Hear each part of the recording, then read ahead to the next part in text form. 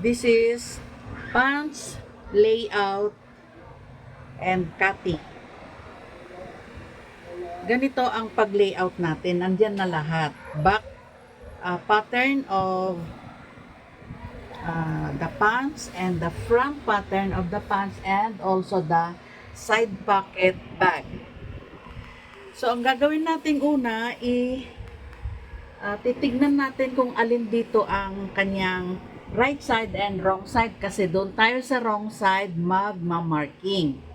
Para makita natin yung wrong side, tignan natin yung edge.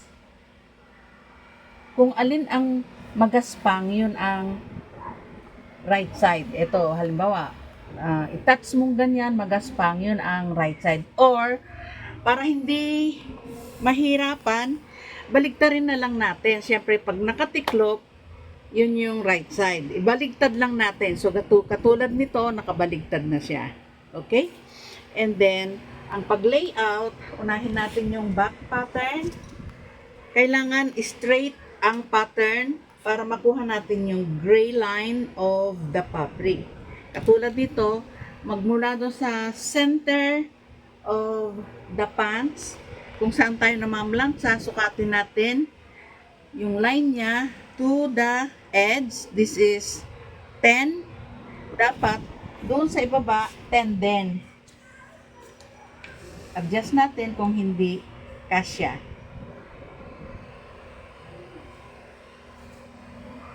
Ayan, 10. Ayan, 10 din, eksakto. Okay? Tapos, ipin na natin para secure. Ganito, oh. Pag nagpipin tayo, itatago natin yung dulo para hindi tayo matusok.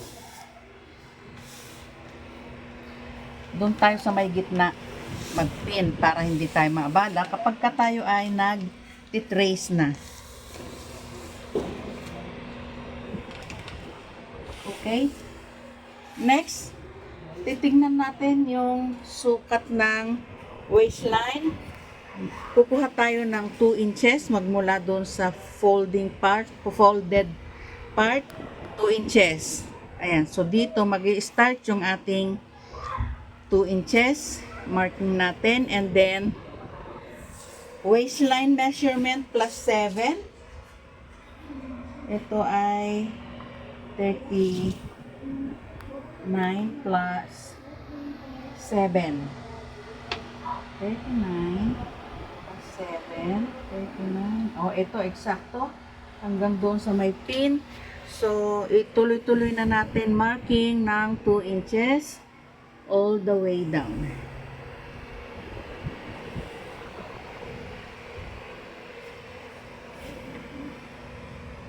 Two inches. Ayan.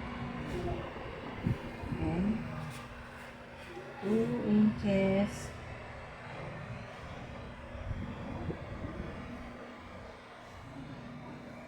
Ayan. And tingnan naman natin ngayon, i-layout natin yung front pattern. Ganun din ang procedure.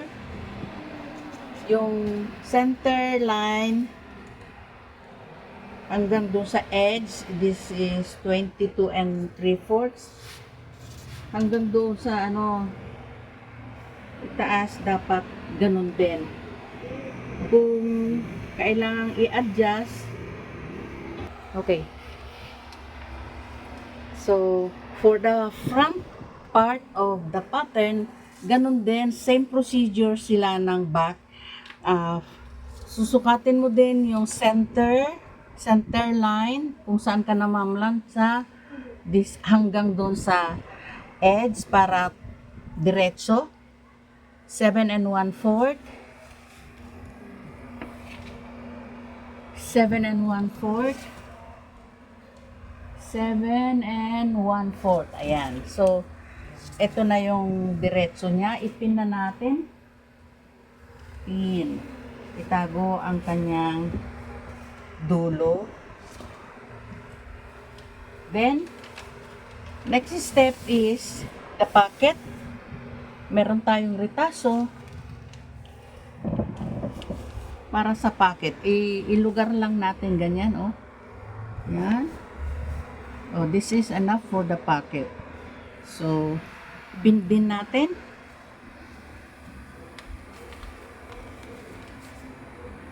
Okay. After layouting of the pattern, we are now ready for cutting. Unahin nating i-cut yung 2 inches. Ito.